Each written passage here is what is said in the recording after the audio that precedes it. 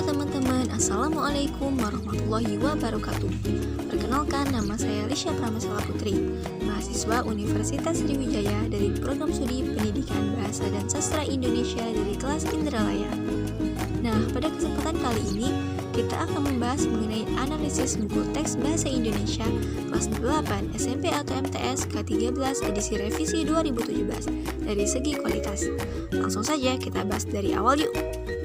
Buku yang dianalisis berjudul Bahasa Indonesia kelas 8 SMP atau MTS K13 edisi revisi 2017 dengan penulis Eko Sasi, tahun terbit 2017, nama penerbit Kementerian Pendidikan dan Kebudayaan, tebal buku 282 halaman dan ukuran buku 25 cm.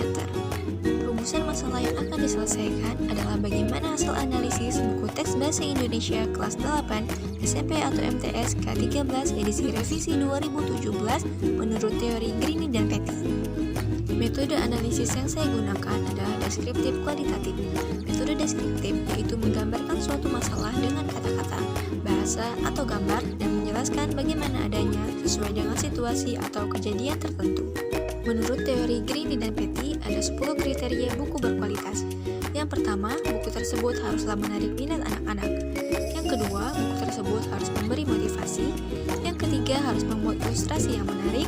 Yang keempat, harus mempertimbangkan aspek-aspek linguistik. Yang kelima, harus berhubungan erat dengan pelajaran-pelajaran lainnya. Yang keenam, harus menstimulasi aktivitas siswa. Yang ketujuh, harus menghindari konsep yang samar-samar. Yang kedelapan, harus mempunyai sudut pandang atau point of view yang jelas. Yang kesembilan, harus memberi pemantapan pada nilai-nilai anak dan orang dewasa. Dan yang terakhir, harus menghargai perbedaan pribadi para siswa pemakainya. Pada analisis kali ini, saya hanya membatasi teori dengan menggunakan 5 aspek. Yang pertama, menarik minat anak-anak. Kedua, memberi motivasi. Ketiga, membuat ilustrasi yang menarik. Keempat, mempertimbangkan aspek-aspek linguistik. Dan yang kelima, menstimulasi aktivitas siswa. Sebelum masuk ke analisis, kita harus tahu terlebih dahulu apa itu pengertian buku teks.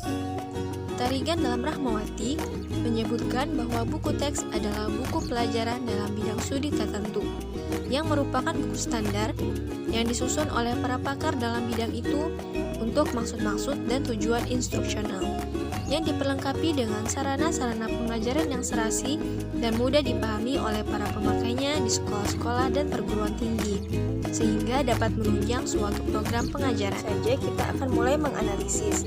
Dari aspek yang pertama, menarik minat anak-anak. Secara umum, buku ini sudah menarik.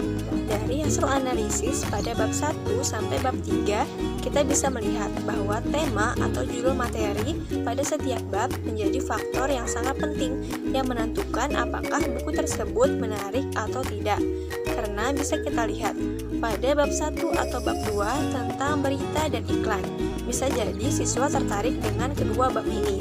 Kenapa? Karena di dalam bab ini banyak sekali menampilkan ilustrasi atau gambar-gambar yang menarik bagi siswa. Nah, bisa jadi siswa tidak tertarik dengan materi yang ada pada bab lain. Contohnya pada bab 3 yang menjelaskan tentang teks eksposisi. Kenapa? Karena di bagian bab 3 ini terdapat banyak sekali teks-teks yang panjang dan sedikit ilustrasi yang menarik yang ditampilkan. Kita akan lanjut ke aspek yang kedua, memberi motivasi kepada para siswa. Dari hasil analisis yang sudah dilakukan, buku ini sudah memotivasi siswa. Hal ini bisa kita lihat contohnya pada kutipan dari bab 1 berikut. Berita-berita tersebut berperan sebagai sumber ilmu pengetahuan dan penambah wawasan. Ada pepatah, seseorang yang menguasai berita atau informasi, ialah yang akan menguasai dunia.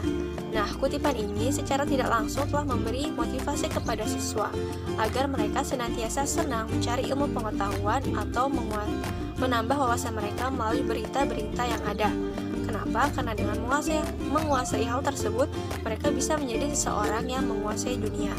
Nah, contoh motivasi yang lain juga kita temukan pada halaman ke-57 yang intinya mengatakan bahwa jika siswa kurang memahami materi yang ada, mereka boleh bertanya kepada guru, teman, ataupun mencari tahu sendiri di sumber-sumber lain. Nah, hal ini secara langsung telah memberi motivasi siswa bahwa tidak apa jika mereka terkadang kurang memahami materi yang ada. Di situ mereka diberikan kebebasan untuk mencari tahu lebih lanjut tentang materi yang kurang mereka kuasai.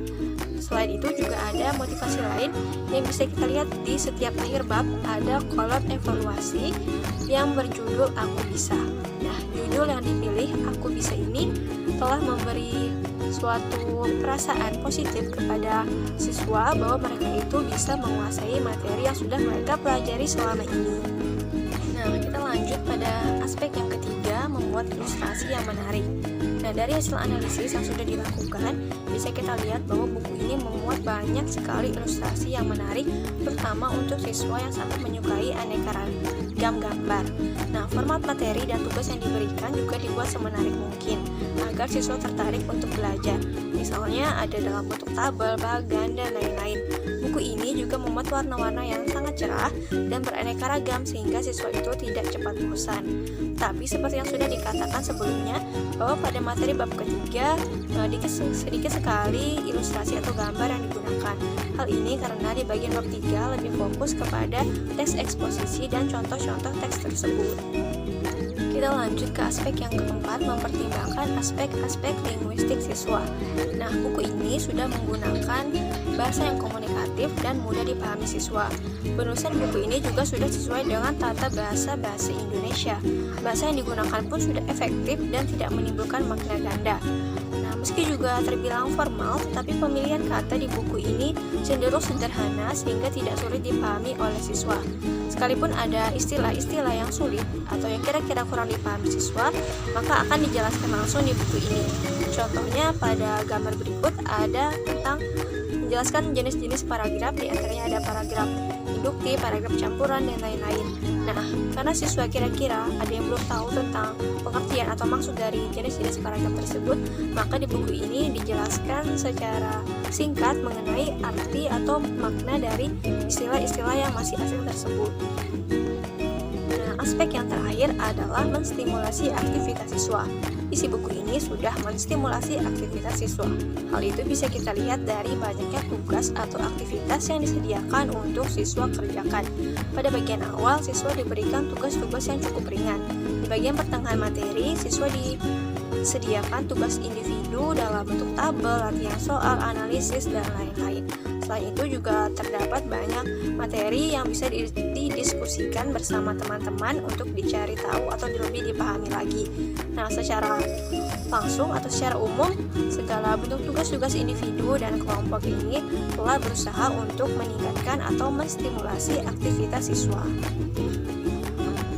Dari hasil analisis yang sudah dilakukan dengan menggunakan teori Grini dan Petty, dapat kita simpulkan bahwa buku Bahasa Indonesia kelas 8 SMP atau MTS ke-13 edisi revisi 2017 ini sudah memiliki kualitas yang baik. Buku ini yang layak kita gunakan sebagai acuan belajar bagi siswa di seluruh Indonesia. Itu saja yang bisa saya sampaikan. Akhir kata, terima kasih. Wassalamualaikum warahmatullahi wabarakatuh.